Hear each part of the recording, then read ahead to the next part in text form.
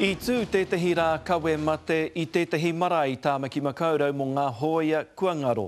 Hirahira ana te rā I te kawenga o te mate o kāpara Douglas Hughes. Te rā hoia I mate rā I Afghanistan I te tīmatanga o tēnei marama.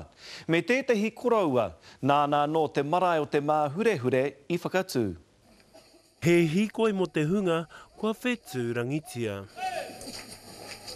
Kātai anoa kāpara Douglas Hughes ka mate I Afghanistan, I reira tana kaihana hei kanohi mo te whānau.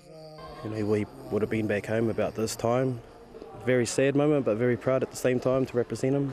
Ko te mokapuna tēnei a Bob Wātene, he hoia I roto I te rōpū 28, nāna tonu te marae nei I whakatū, hioi I mate ia ko tahi marama ki muri. Whākia tōku whaia kia hau nāna I kimihia nāna te tahi o ngā tāngata I kimihia I tēnei o ngā marae ai. He koroheke I whawhai te pakanga tuarua o te ao.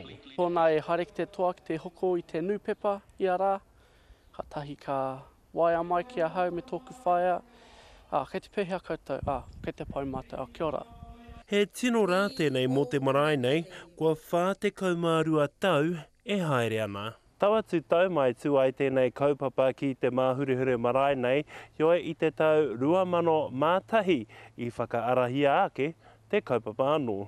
He wāhoki tēnei kia whakanui I te hunga ora, ko te rā whānau ono te kau tēnei o te rangatira Kaimanaki nei, a Piripi Monroe.